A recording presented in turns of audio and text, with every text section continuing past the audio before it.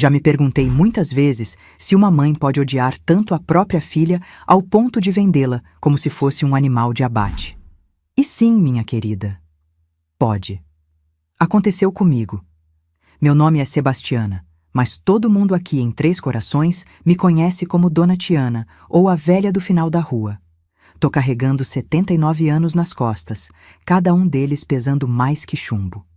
Cada ruga no meu rosto tem uma história para contar, e olhe que não são poucas. Umas de alegria, outras de tanta dor que nem o tempo conseguiu apagar direito. Nasci num lugar tão pequeno que nem no mapa aparecia. Um distrito que ficava a quase 2 horas de carroça da cidade mais próxima. Naquela época, a vida era dura. Não era igual hoje com luz elétrica e água na torneira. Era lamparina de querosene, água de poço e muito pé no barro. Meu pai sumiu antes mesmo de eu nascer. Minha mãe, Jandira, sempre dizia que ele era um homem bom que foi trabalhar em São Paulo e que um dia voltava. Mentira. Só fui descobrir muito tempo depois que ele tinha fugido com uma mulher da cidade vizinha. Largou minha mãe com a barriga desse tamanho e sem um tostão furado no bolso. Minha mãe nunca superou esse abandono.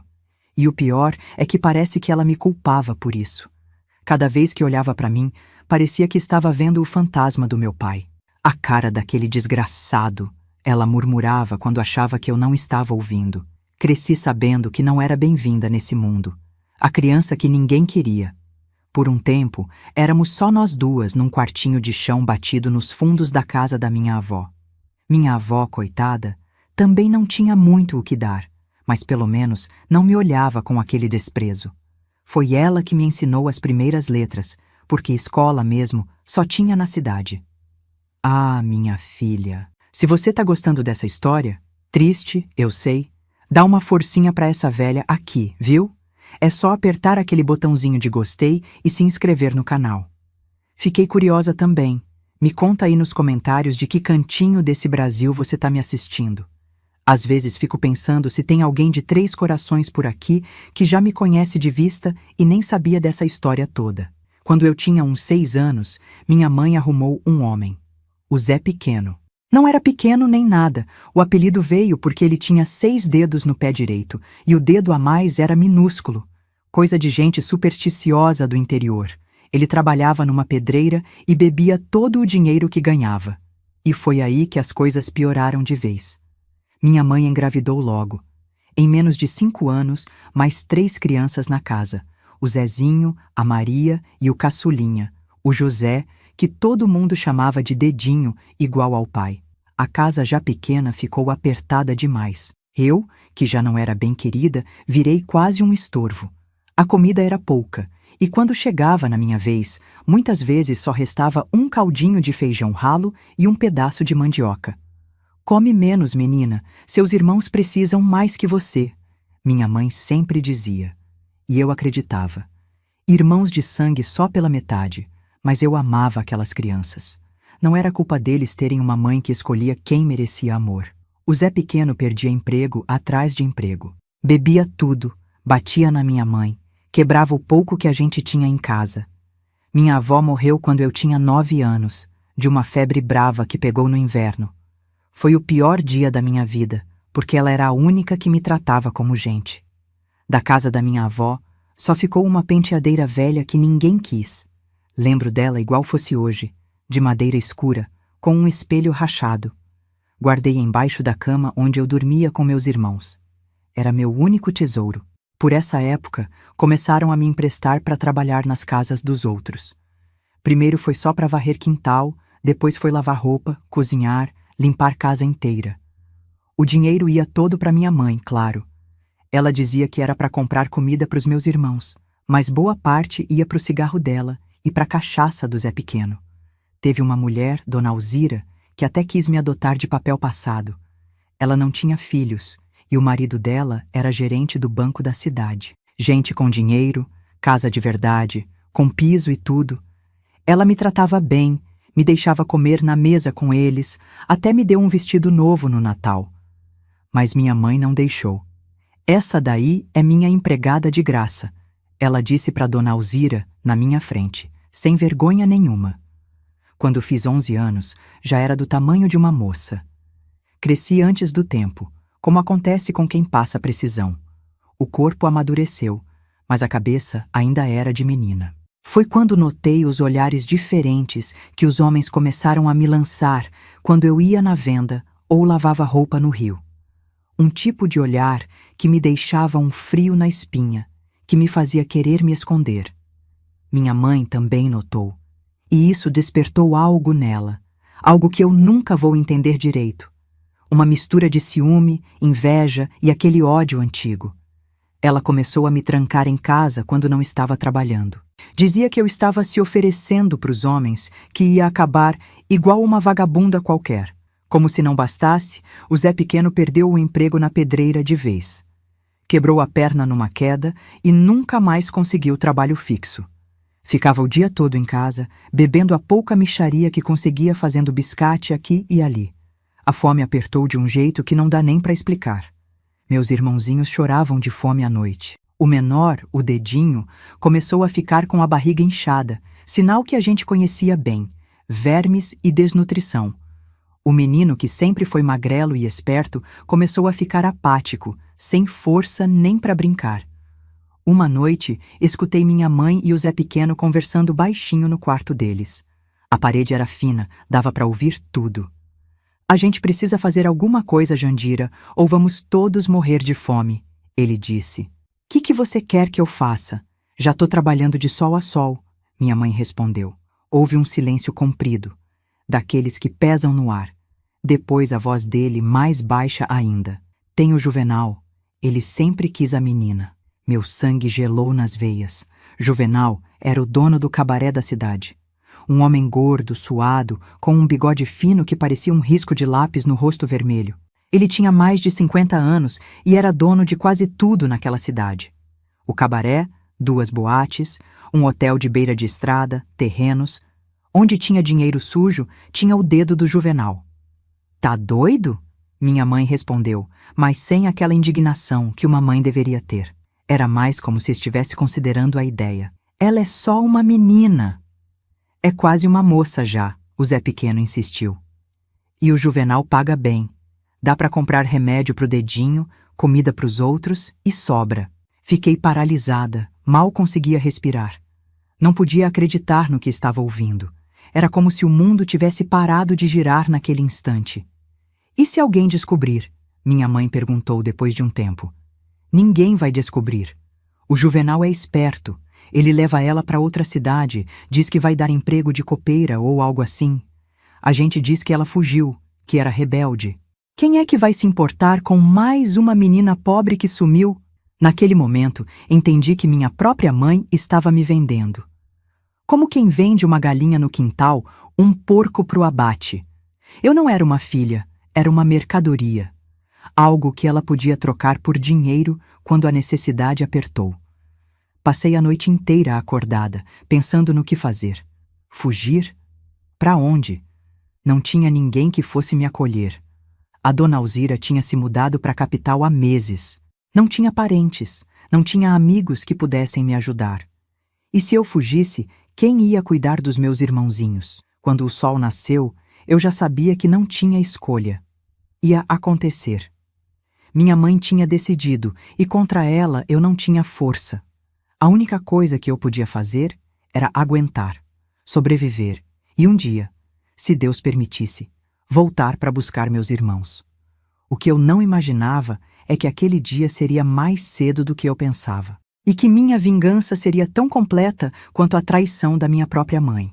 Na manhã seguinte daquela conversa que nunca devia ter existido, acordei com minha mãe me sacudindo pelo braço.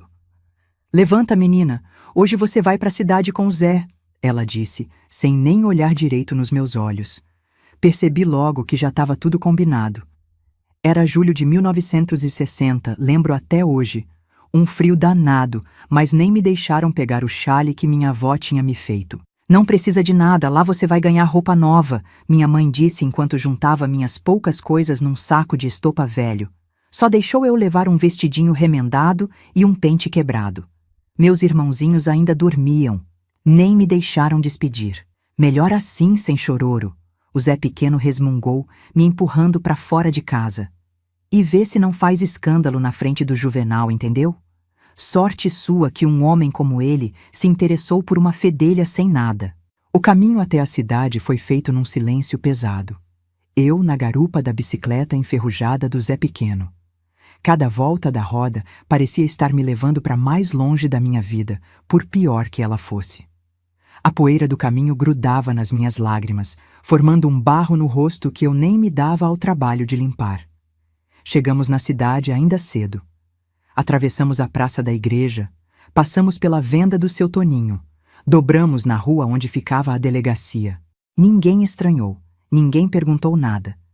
Uma menina maltrapilha com o padrasto bêbado não era novidade para ninguém. O Juvenal morava numa casa grande de esquina, toda pintada de amarelo, com um muro alto e um portão de ferro trabalhado. Era a casa mais bonita da cidade, diziam.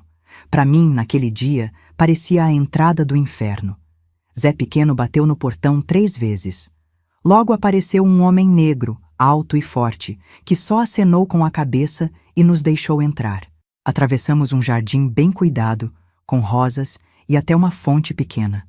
Em outro momento, teria achado bonito. Naquele dia, só conseguia sentir o gosto de fel na boca. Juvenal nos esperava na varanda, sentado numa cadeira de balanço, fumando um charuto fedorento. Estava de chinelo, calça de pijama e uma camisa branca aberta, mostrando a barriga peluda e uma corrente de ouro grossa no pescoço. Ao lado dele, uma mesinha com uma garrafa de cachaça pela metade. "Então, essa é a menina?" ele perguntou, me olhando de cima a baixo como quem examina um animal no curral. Se levantou com dificuldade por causa da barriga enorme e veio até mim. Pegou meu queixo com os dedos gordos, virou meu rosto de um lado para o outro. O cheiro de charuto e cachaça me deu ânsia. "Magrela, mas tem estrutura boa. Quando engordar um pouco vai servir." Servir, como se eu fosse um prato de comida. Ele tirou um envelope do bolso e entregou para o Zé Pequeno. "Tá tudo aí. 500 cruzeiros como combinamos." Meu padrasto abriu o envelope na hora. Contou o dinheiro nota por nota, com os dedos tremendo de ganância. 500 cruzeiros. Era o preço da minha vida.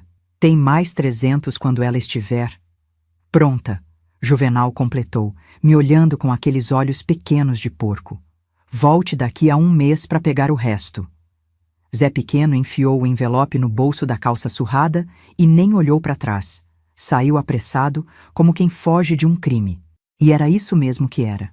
Um crime. Tinham me vendido como quem vende uma cabra, um porco, uma galinha no quintal. Fiquei ali parada, as pernas bambas, sem saber o que fazer. Uma parte de mim queria correr, gritar, implorar para voltar para casa. Mas outra parte sabia que não adiantava. Não tinha para onde fugir, não tinha quem me ajudasse. E ainda tinha meus irmãozinhos, o dedinho doente, precisando de remédio. "Vem, menina", Juvenal disse, me puxando pelo braço com força. "Vou te mostrar onde você vai ficar." Me levou por dentro da casa, que era ainda mais bonita por dentro. Chão de madeira brilhando, móveis escuros e pesados, quadros nas paredes. Passamos por um corredor comprido e saímos por uma porta dos fundos, que dava num quintal grande. No fundo do quintal tinha uma construção menor, como se fosse uma casa separada. Juvenal tirou uma chave do bolso, abriu a porta e me empurrou para dentro. Era um quarto simples, com uma cama, um armário pequeno e uma mesinha com uma bacia e jarro de água. A janela tinha grade de ferro. "Por enquanto você fica aqui", ele disse olhando em volta. "Quando estiver mais adequada, vai te levar pro Flor da Noite." Flor da Noite era o cabaré que o Juvenal tinha na saída da cidade. Todo mundo sabia, mas ninguém falava abertamente. Era onde os homens casados iam depois que as esposas dormiam, onde os viajantes paravam antes de seguir viagem. Um lugar de perdição, o padre dizia no sermão de domingo. "O que o senhor quer de mim?" perguntei, a voz falhando de medo. Uma pergunta boba, porque eu já sabia a resposta. Só precisava ouvir da boca dele. Juvenal deu uma risada gorda que fez a barriga dele balançar. "Não se faça de boba, menina. Sua mãe não te explicou? Você vai trabalhar para mim. Tem muitos homens que gostam de meninas. Novinhas." Senti o estômago revirar. as pernas ficarem fracas. Me apoiei na parede para não cair. Mas primeiro, ele continuou passando a mão na minha cabeça como quem faz carinho num cachorro. Você precisa aprender algumas coisas, e eu vou te ensinar. Ele saiu, trancando a porta pelo lado de fora. Ouvi os passos dele se afastando, depois o barulho da porta dos fundos da casa fechando. Fiquei ali parada no meio daquele quarto estranho, chorando sem fazer barulho. Naquele dia, não apareceu mais ninguém. Fiquei sozinha até o anoitecer, quando uma mulher negra de meia idade entrou trazendo uma bandeja com comida. Era a primeira refeição decente que eu via em meses: arroz, feijão, um pedaço de carne, até um copo de leite. Come tudo, menina, ela disse sem sorrir. Vai precisar de força. Quis perguntar quem era ela, pedir ajuda, mas algo no olhar dela me disse que não adiantaria. Era um olhar de quem também já tinha sofrido muito, de quem tinha aprendido a não se meter onde não podia. Como é seu nome? Perguntei mesmo assim. Zefa, ela respondeu secamente. Sou a cozinheira do Juvenal. Por favor, Zefa, me ajuda a sair daqui. Eu não quero ficar, Ela balançou a cabeça, me interrompendo. Ninguém sai da casa do Juvenal sem ele deixar, menina. Melhor aceitar e fazer o que ele manda, senão é pior. E saiu, trancando a porta novamente. Nos dias que se seguiram, estabeleceu-se uma rotina. De manhã, Zefa trazia café e pão. No almoço, comida farta. À tarde, outra mulher, mais jovem, chamada Dalva, vinha me dar banho, escovar meu cabelo, passar creme na minha pele. À noite, Zefa trazia o jantar. Foi a Dalva quem me explicou tudo. Ela trabalhava no Flor da Noite há anos, era uma das meninas do Juvenal. Tinha começado como eu, vendida pela própria tia quando tinha 14 anos. Ele tá te engordando, te preparando, ela me disse num dos banhos, esfregando um sabonete perfumado nas minhas costas. No Flor da Noite, os homens pagam mais pelas meninas virgens, e o Juvenal gosta de ser o primeiro. Dalva me contou que haveria um leilão. Juvenal fazia isso com todas as meninas novas. Convidava os homens ricos da região, fazendeiros, políticos, comerciantes, e leiloava a primeira noite. O vencedor pagava uma fortuna.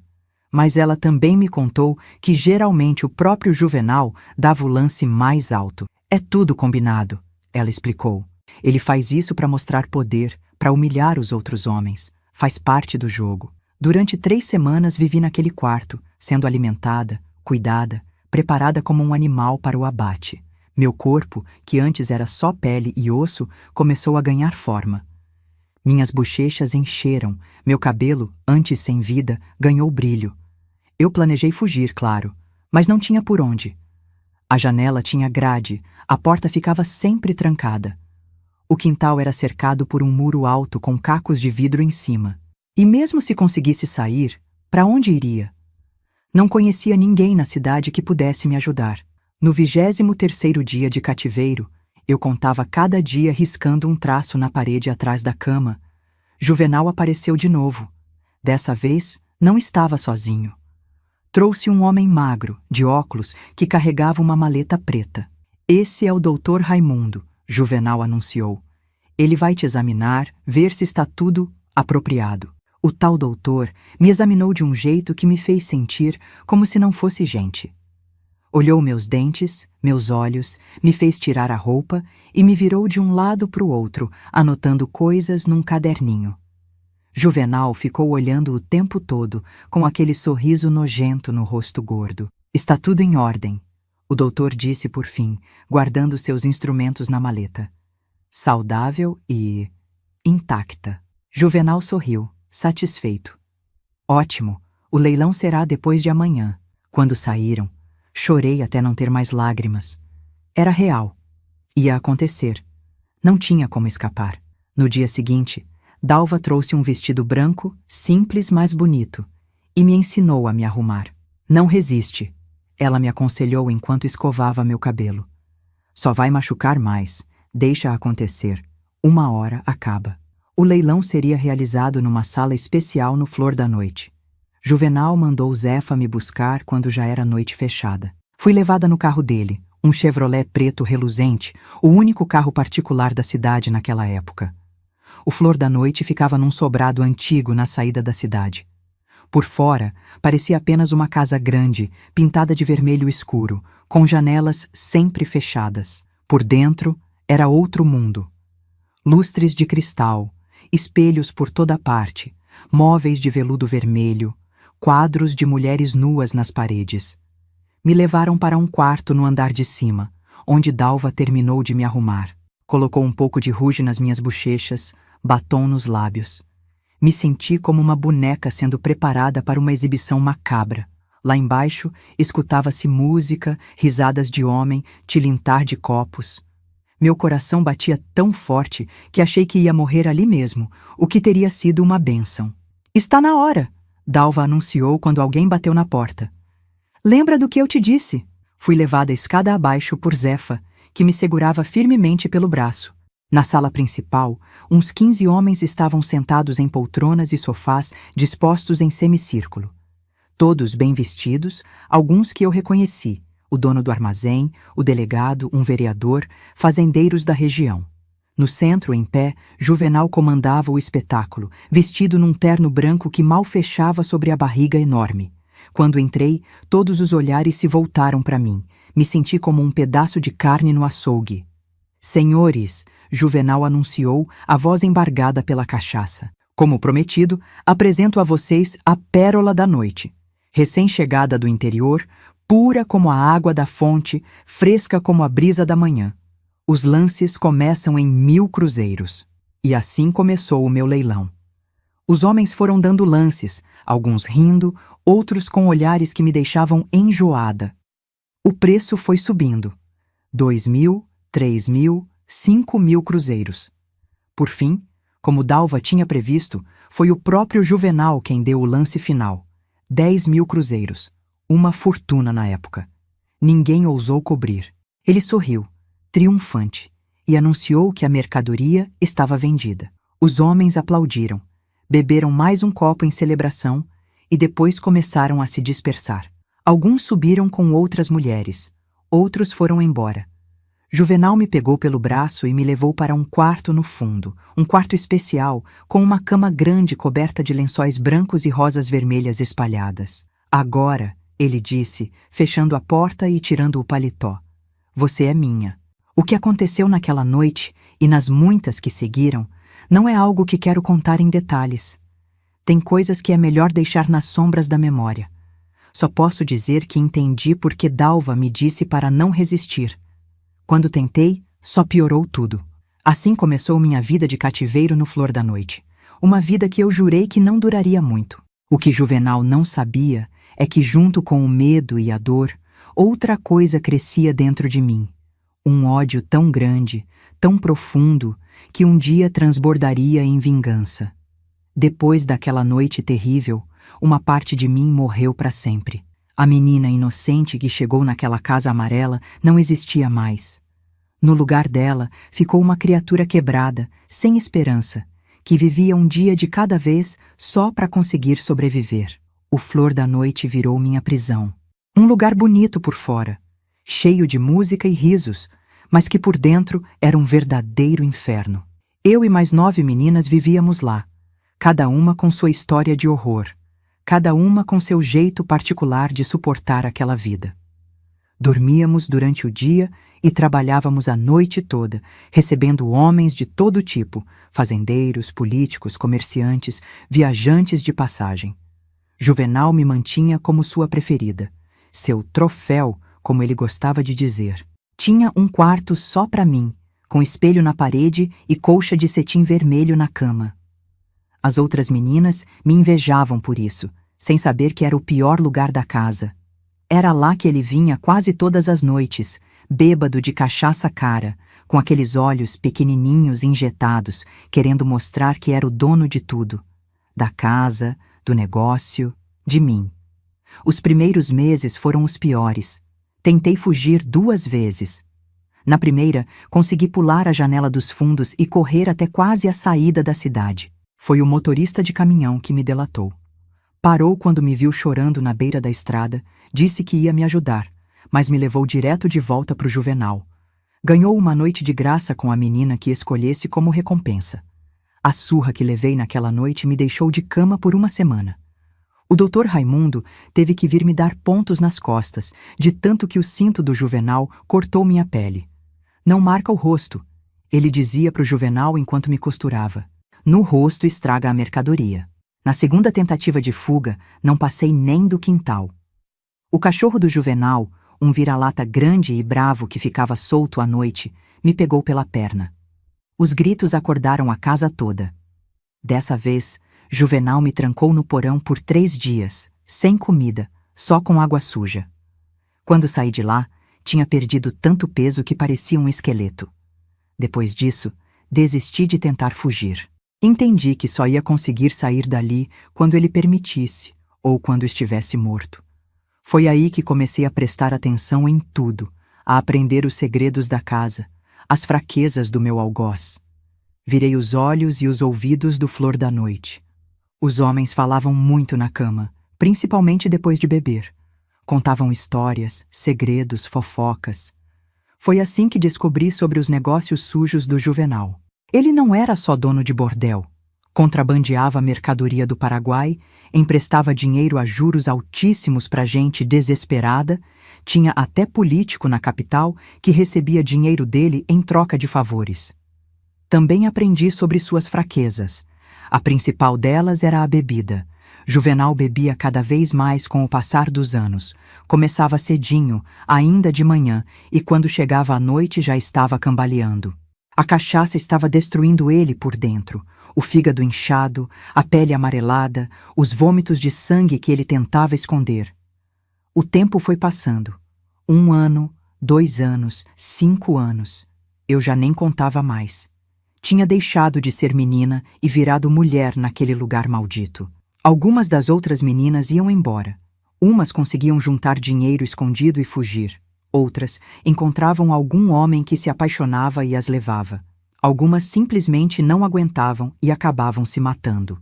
Tinha também as que ficavam doentes e morriam aos poucos, definhando sem tratamento direito. Mas chegavam meninas novas também. Toda vez que isso acontecia, eu sentia uma dor no peito, lembrando de como fui eu quando cheguei. Tentava ajudar como podia, ensinando os truques para sofrer menos, para guardar um pouquinho de dignidade mesmo naquela vida. Foi numa dessas novas meninas que reencontrei um pouco da minha história. Ela chegou em 1967. Eu já estava lá há 7 anos. Uma menina magrinha, de olhos grandes e assustados, que não parava de chorar. Quando fui consolar ela uma noite, descobri que vinha do mesmo distrito que eu. Chamava-se Josefa e conhecia meus irmãos. O Zezinho agora trabalha na roça com o pai, ela me contou, sem saber o tamanho da alegria que me dava com aquelas notícias. A Maria casou ano passado com um rapaz de Lavras. E o dedinho tá forte, crescido, vai na escola da cidade. Meus irmãozinhos estavam vivos, crescendo, seguindo a vida deles. Isso me deu uma força que eu não sentia há muito tempo. Pela primeira vez em anos, voltei a pensar no futuro, a planejar uma saída daquele inferno. Juvenal já não era mais o homem imponente de antes. A bebida tinha corroído ele por dentro e por fora. Aos 60 e poucos anos, parecia um velho de 80. A barriga enorme agora estava murcha, caída. O rosto vermelho tinha virado amarelo, os olhos pequenos afundados em olheiras profundas. Tossia o tempo todo, às vezes com sangue. Ele também já não me procurava tanto. Tinha outras preferidas agora, meninas mais novas, carne fresca, como ele dizia naquele jeito nojento dele. Eu, aos 18 anos, era considerada velha para os padrões do Flor da Noite. Isso me dava um certo alívio, mas também preocupação. Meninas que deixavam de ser úteis acabavam sendo mandadas embora ou vendidas para bordéis piores em outras cidades. Comecei a me preparar. Juvenal tinha um cofre no escritório dele, atrás de um quadro. Todo mundo sabia que era lá que guardava o dinheiro e documentos importantes. O que ninguém sabia é que eu conhecia a combinação. Tinha visto ele abrindo uma noite que estava tão bêbado que mal se aguentava em pé. Também comecei a guardar comida seca no forro do meu colchão. Biscoitos, carne seca, frutas desidratadas. Roubava um pouco da cozinha toda semana, escondido da Zefa que agora estava velha e quase cega. Era só questão de esperar o momento certo. E ele chegou numa noite de tempestade forte, em março de 1969. O Flor da Noite estava praticamente vazio. Poucos homens se arriscavam a sair com aquela chuva que inundava as ruas da cidade. Juvenal estava no escritório, bebendo sozinho como tinha feito cada vez mais nos últimos tempos. Bati na porta com uma garrafa de cachaça especial na mão, daquelas que ele guardava para ocasiões importantes. Trouxe um presentinho. Falei com meu melhor sorriso falso. Ele olhou desconfiado no começo, mas o cheiro da cachaça boa foi mais forte que qualquer suspeita. Entra, ele resmungou, já bêbado do que tinha tomado antes. Fecha a porta. Servi um copo generoso e entreguei a ele, que virou de uma vez só, sentindo o ardor descer pela garganta. Servi outro e mais outro. Conversamos sobre coisas banais, o movimento fraco da casa, a chuva que não parava, fofocas da cidade. Sabe, Juvenal? Comecei depois do 5º ou 6º copo, quando vi que ele já estava completamente embriagado. Sempre me perguntei como você ficou tão rico. É verdade que tem dinheiro enterrado no quintal? Ele deu uma risada grossa, daquelas que faziam a papada balançar. Bobagem, dinheiro a gente guarda é no banco, menina. Fez um gesto largo com o braço que quase derrubou a garrafa. Ou no cofre ali, quando não dá tempo de ir no banco. Mas e se alguém descobrir a combinação? Provoquei, servindo mais um copo. Ninguém descobre, ele gabou-se, batendo no peito ossudo. Só tem uma pessoa além de mim que sabe e está a 7 palmos do chão. Continuamos bebendo, ele falando cada vez mais enrolado, os olhos quase fechando de sono e embriaguez. Quando finalmente caiu no sono, roncando alto com a cabeça apoiada na mesa, entrei em ação. Abri o cofre. A combinação era a data de nascimento dele, coisa mais óbvia do mundo. Dentro tinha maços e mais maços de dinheiro, documentos, algumas joias baratas. Peguei apenas o que achei que era justo pelos 7 anos de inferno, o suficiente para começar uma vida nova longe dali, para talvez encontrar meus irmãos e ajudar eles. Estava pronta para sair quando olhei para aquele homem que tinha destruído minha vida. Ali, bêbado e vulnerável, ele parecia tão pequeno, tão patético. Não era mais o monstro dos meus pesadelos, era só um velho doente e fraco. Pensei em todas as meninas que tinham passado por ali, nas que ainda viriam se ele continuasse vivo. Pensei na minha mãe, que me vendeu como um animal. Pensei nos anos que perdi, na infância que nunca tive, no terror que vivi cada noite. A decisão foi quase automática. Peguei o abridor de cartas de bronze que ficava na mesa, pesado, afiado na ponta. Minha mão não tremeu nem um pouco quando levantei o objeto acima da cabeça. O que aconteceu depois não é algo que gosto de lembrar, muito menos contar em detalhes. Só posso dizer que quando saí daquela sala, caminhando calmamente sob a chuva que ainda caía forte, era uma mulher livre pela primeira vez em muitos anos. Ninguém me viu sair. A chuva tinha feito todo mundo se recolher cedo, e as poucas pessoas que ainda estavam acordadas no Flor da Noite estavam ocupadas demais com seus próprios assuntos para prestar atenção em mim. Peguei um ônibus na estação rodoviária antes do amanhecer.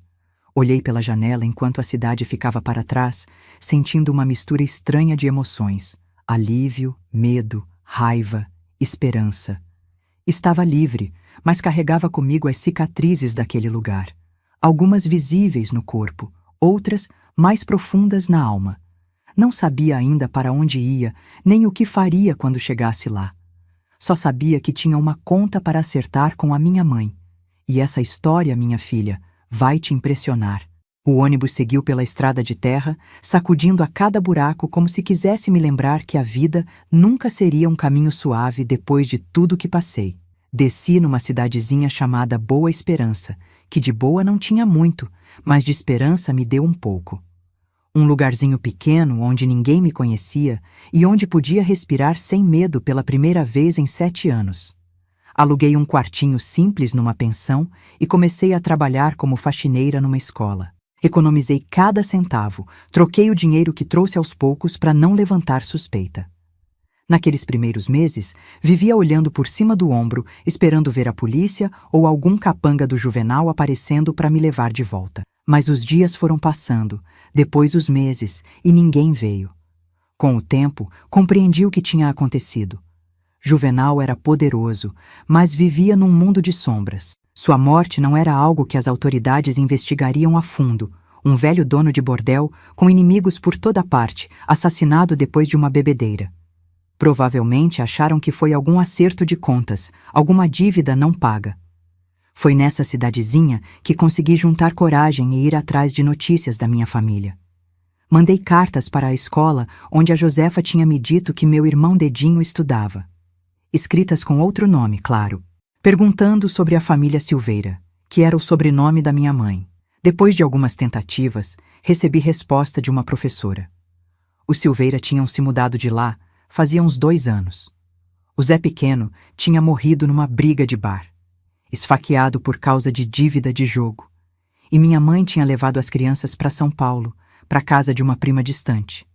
Aquilo acendeu em mim um fogo que achei que tinha se apagado. Precisava encontrar meus irmãos. Eles eram a única família que me restava. O único pedaço de mim que ainda valia a pena resgatar daquela vida antiga. Juntei dinheiro por mais 1 ano. Trabalhei em 2, às vezes 3 empregos. De dia limpava casas, de tarde na escola e de noite lavava pratos num restaurante.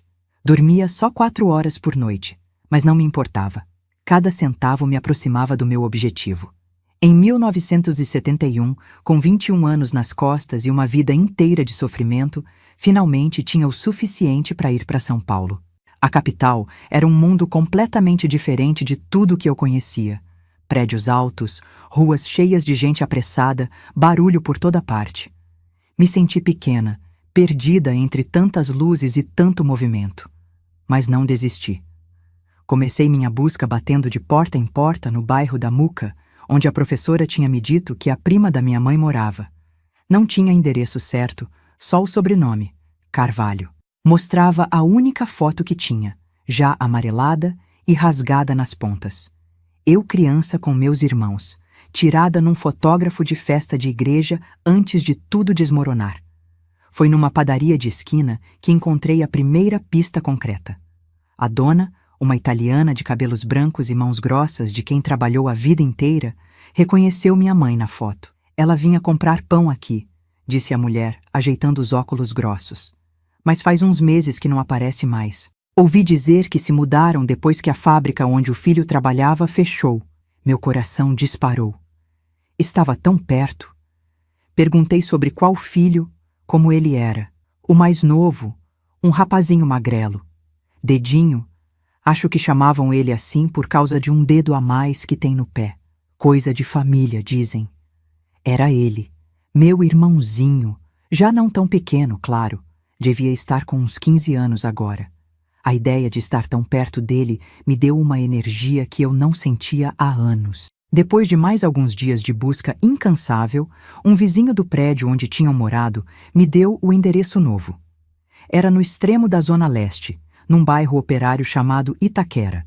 Na época, quase uma cidade à parte, cheio de terrenos vazios e casas simples construídas pelos próprios moradores. Peguei o trem lotado até lá, sentindo o coração quase saindo pela boca. O que diria? Como explicaria meus anos de ausência? Será que meus irmãos ainda se lembravam de mim?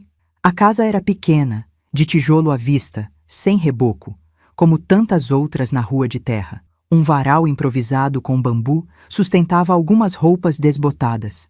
Fiquei parada na frente por quase 1 hora, reunindo coragem, ensaiando palavras que fugiam da minha mente a cada tentativa. Quando finalmente bati na porta, quem atendeu foi uma moça de uns 18 anos, bonita, com um bebê no colo. Reconheci na hora os olhos dela, os mesmos da minha mãe, os mesmos meus.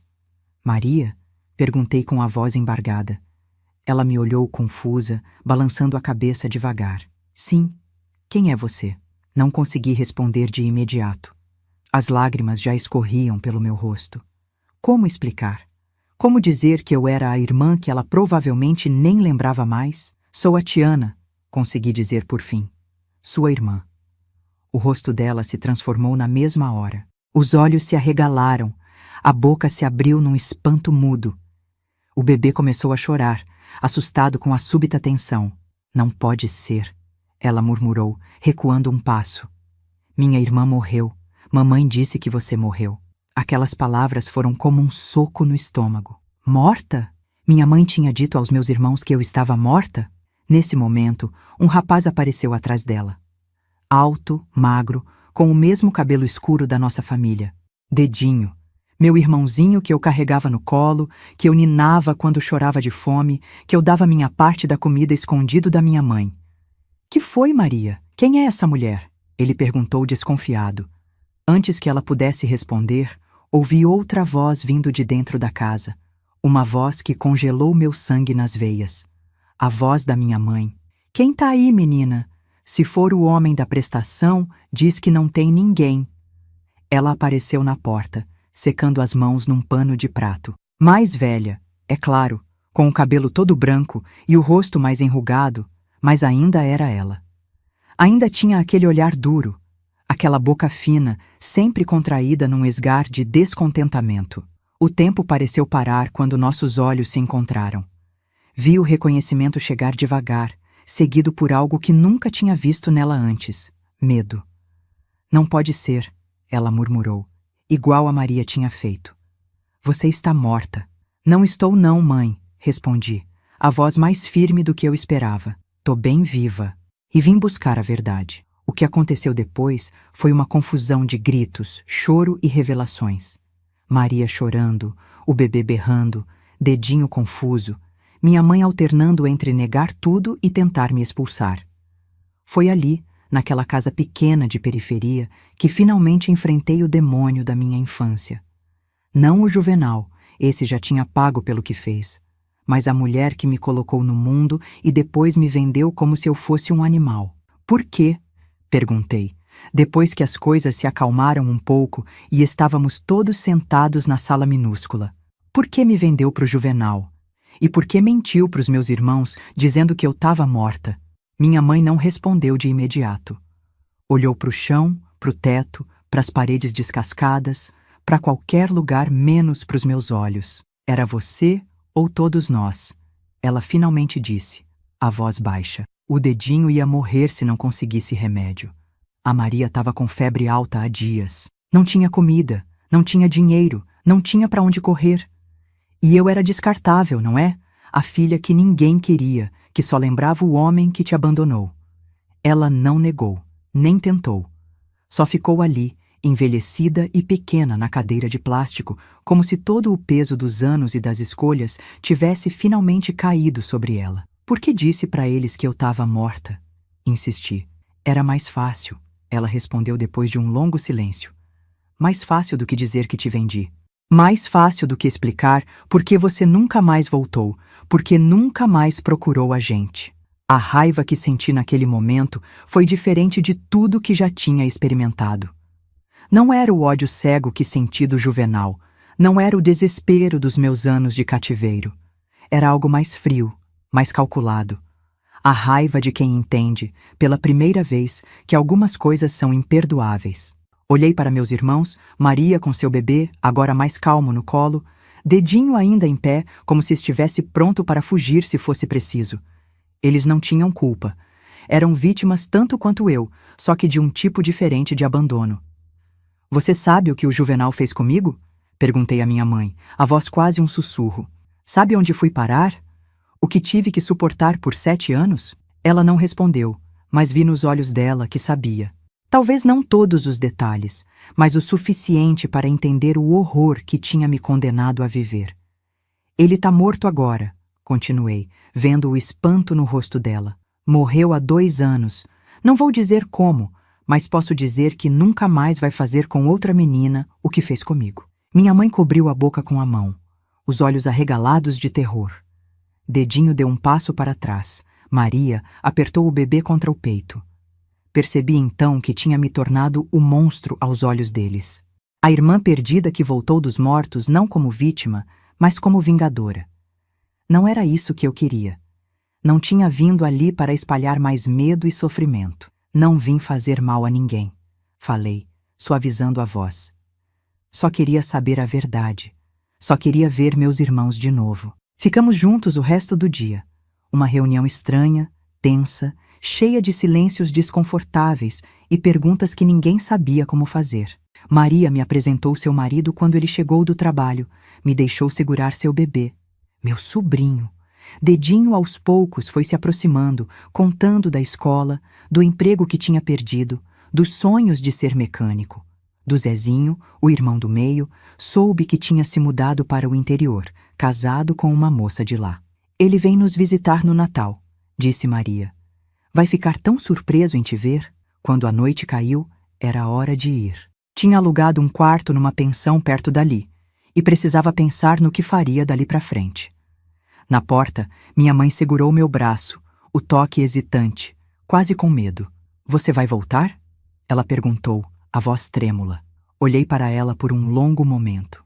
A mulher que me deu a vida e depois a tirou de mim com a mesma facilidade. A mulher que me vendeu para salvar os outros filhos.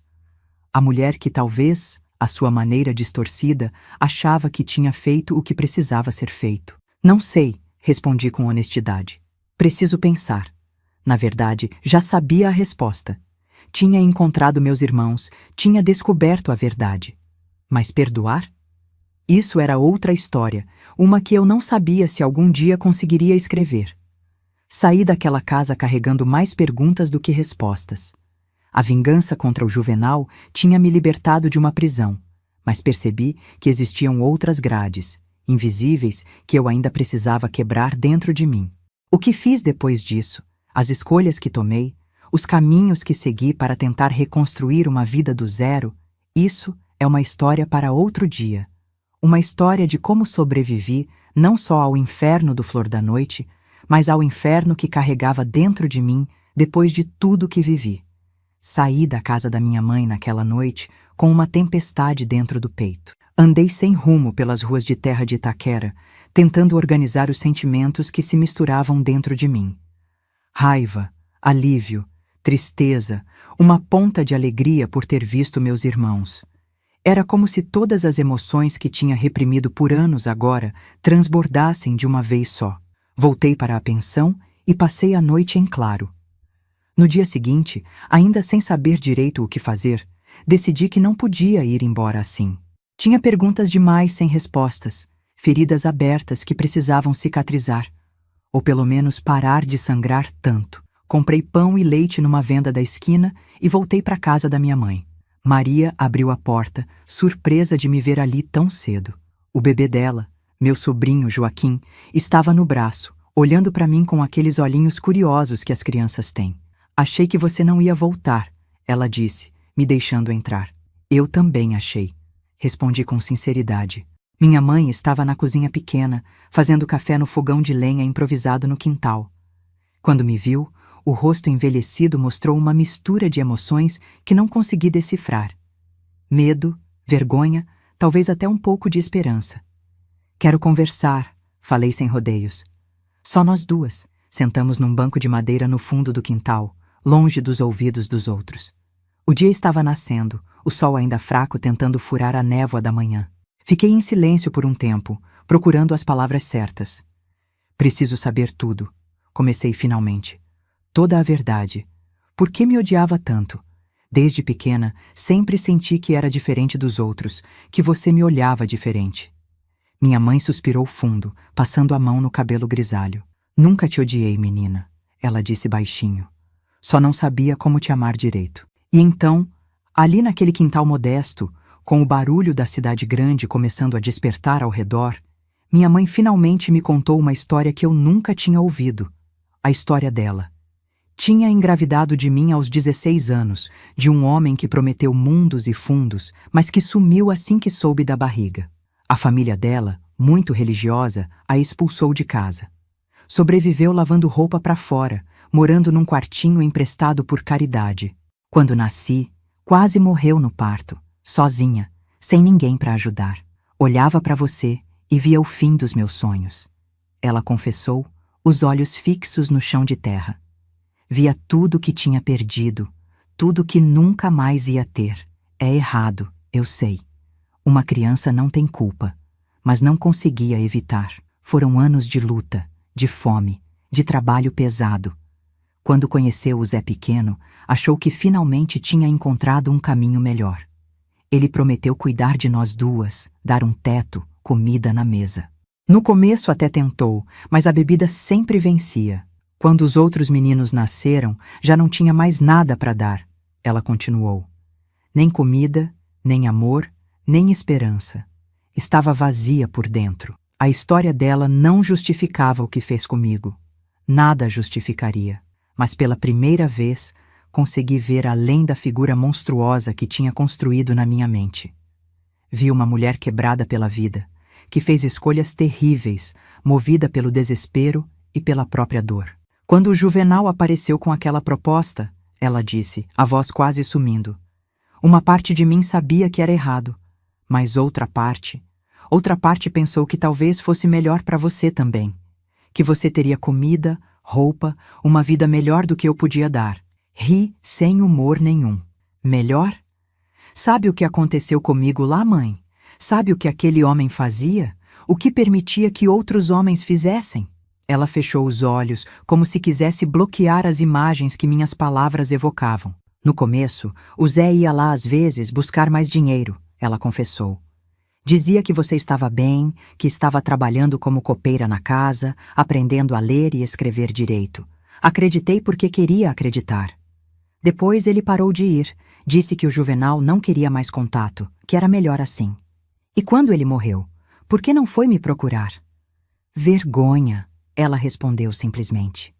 E medo do que você diria se me encontrasse, do que faria. Foi mais fácil dizer aos meninos que você tinha morrido. Assim eles paravam de perguntar, de querer te procurar. Ficamos em silêncio por um tempo, cada uma perdida nos próprios pensamentos. O sol já estava mais alto, aquecendo nossas costas. Não posso te perdoar, falei por fim. Não agora, talvez nunca. Mas também não posso mais carregar esse ódio. Está me destruindo por dentro, igual destruiu você. Ela assentiu, compreendendo. Não pediu perdão, não tentou se justificar mais. Acho que sabia que algumas coisas vão além de qualquer possibilidade de redenção. Passei o resto daquele dia com meus irmãos. Maria me mostrou fotos do casamento simples, me contou como conheceu o marido no bairro mesmo. Dedinho falou dos planos de voltar a estudar à noite, de conseguir um emprego melhor. Eram pessoas boas, que tinham sobrevivido à própria maneira ao desastre que foi nossa infância. Antes de ir embora, deixei meu endereço em Boa Esperança e um pouco do dinheiro que tinha trazido comigo. Pro Joaquim, falei para Maria. E pro Dedinho estudar. Disse que manteria contato, que visitaria quando pudesse. Era uma promessa vaga, e acho que todos nós sabíamos disso. Algumas feridas precisam de muito tempo para cicatrizar, se é que um dia cicatrizam completamente. Voltei para Boa Esperança naquela mesma semana. A cidade pequena, que antes me parecia apenas um refúgio temporário, agora se apresentava como uma possibilidade de recomeço. Tinha economias suficientes para abrir um pequeno negócio. Decidi montar uma pensão para moças que vinham trabalhar na fábrica de tecidos que tinha acabado de abrir na cidade. A Casa das Moças, como chamei, virou meu projeto de vida. Um lugar seguro, limpo, decente, onde meninas trabalhadoras podiam morar sem medo. Cobrava um preço justo, dava café da manhã e, o mais importante, garantia que nenhum homem, por mais importante que fosse, colocaria os pés lá dentro depois do anoitecer. Os anos foram passando.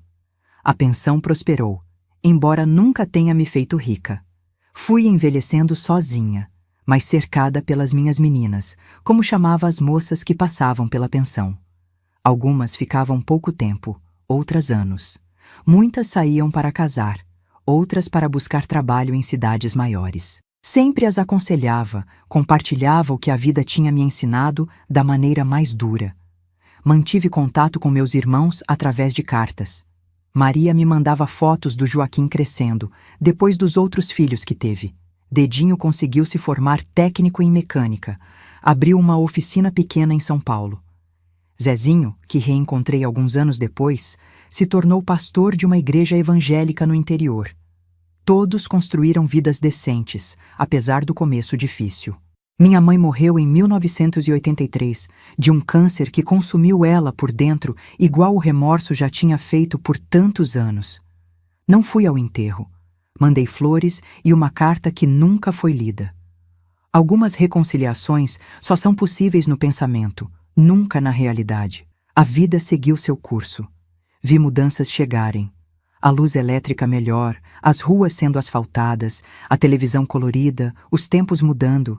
Acompanhei de longe as transformações do país, sempre com aquele olhar de quem já viu o suficiente para não se impressionar facilmente com promessas de tempos melhores. Em 1991, recebi uma visita inesperada. Uma mulher de uns 40 anos, bem vestida, com um jeito distinto de falar e se portar. Demorei para reconhecer. Era Josefa, aquela menina que tinha chegado ao Flor da Noite quando eu ainda estava lá, que me deu notícias dos meus irmãos. Como me achou? Perguntei, servindo café na sala pequena da pensão. Não foi fácil, ela sorriu. Mas nunca esqueci de você, Tiana. Você me ajudou naqueles dias horríveis. Me ensinou a sobreviver. Ela tinha conseguido fugir alguns meses depois da minha partida. Uma fuga planejada com cuidado, diferente das minhas tentativas desesperadas. Tinha encontrado abrigo com uma freira que ajudava meninas como nós. Estudou, virou professora. Tinha família, filhos, uma vida que parecia tão normal que chegava a doer. Vim te contar uma coisa, ela disse depois de um tempo. Encontraram o corpo dele.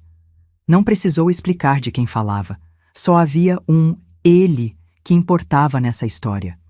Depois que ele morreu, ela continuou, escolhendo as palavras com cuidado, o Flor da Noite foi fechado. As meninas foram dispersadas, algumas voltaram para casa, outras acabaram em lugares piores. O casarão ficou abandonado por anos. Agora estavam demolindo o lugar para construir um supermercado. Durante as escavações, encontraram ossos humanos enterrados no porão. Não só os dele, mas de outras pessoas. Meninas desaparecidas, talvez. Rivais nos negócios. Vidas que ele tinha apagado ao longo dos anos de reinado naquela cidade pequena. A polícia está investigando, Josefa explicou. Estão procurando por pessoas que trabalharam lá, que conheceram ele. Pensei que você deveria saber. Agradeci pelo aviso, mas garanti que não tinham como me ligar a nada daquilo. Tinha sumido sem deixar rastros, tinha mudado de nome, tinha construído uma vida nova do zero. Além disso, já fazia mais de 20 anos. Era um caso frio, como dizem por aí. Josefa foi embora no dia seguinte, deixando para trás mais do que um aviso. Deixou um espelho onde eu podia ver o que minha vida poderia ter sido se as escolhas da minha mãe tivessem sido diferentes. Não senti inveja, apenas uma tristeza mansa pelo que nunca tive chance de ser. Nunca mais tive notícias do caso. Imagino que tenha sido arquivado, como tantos outros mistérios em cidades pequenas do interior. O mal que Juvenal fez continuou enterrado com seus ossos e os segredos daquele porão foram cobertos por um piso de cerâmica onde donas de casa hoje empurram carrinhos de compras sem fazer ideia do que jaz sob seus pés. Os anos se passaram. Envelheci aos poucos. Vi o mundo mudar cada vez mais rápido ao meu redor. A pensão continuou funcionando até 2005, quando minhas pernas já não aguentavam mais subir e descer escadas o dia todo. Vendi o lugar para uma das minhas últimas meninas, que manteve o espírito do negócio. Hoje, aos 79 anos, vivo numa casinha simples nos arredores de Três Corações. Tenho uma aposentadoria pequena, visitas ocasionais dos meus sobrinhos netos e as memórias, as boas e as ruins, para me fazer companhia. Essa história que contei aqui nunca tinha saído da minha boca antes. É um fardo pesado demais para compartilhar em conversas de praça ou rodas de café. Mas achei que era hora de botar para fora, de deixar esse rio represado finalmente correr. Se tem uma lição em tudo isso, talvez seja que a vida segue mesmo quando achamos que acabou. Que sobreviver é, às vezes, a maior vingança que podemos ter contra aqueles que tentaram nos destruir. E que perdoar não é esquecer ou justificar. É simplesmente escolher não deixar que o ódio continue te corroendo por dentro depois que já fez estragos demais. Ah, minha filha, se você chegou até aqui nessa história tão pesada, quero agradecer de coração. Não é fácil ouvir certas verdades, sei bem disso. Se puder, dá aquela forcinha para esse canal, viu? É só clicar no botãozinho de gostei e se inscrever. Essa velhinha aqui fica muito feliz em saber que tem gente querendo ouvir o que tenho para contar. E olha só, se quiser ouvir mais histórias como essa, entra no grupo do WhatsApp do canal. O link tá lá na descrição do vídeo. Todo dia mandamos histórias reais de outras vovós que, como eu, carregam um baú de lembranças que precisa ser aberto de vez em quando. A vida é feita de histórias, minhas queridas. Umas bonitas, outras feias de doer. Mas todas elas merecem ser contadas, nem que seja para impedir que se repitam. Porque o passado, quando fica escondido nas sombras, tem o costume de voltar para nos assombrar.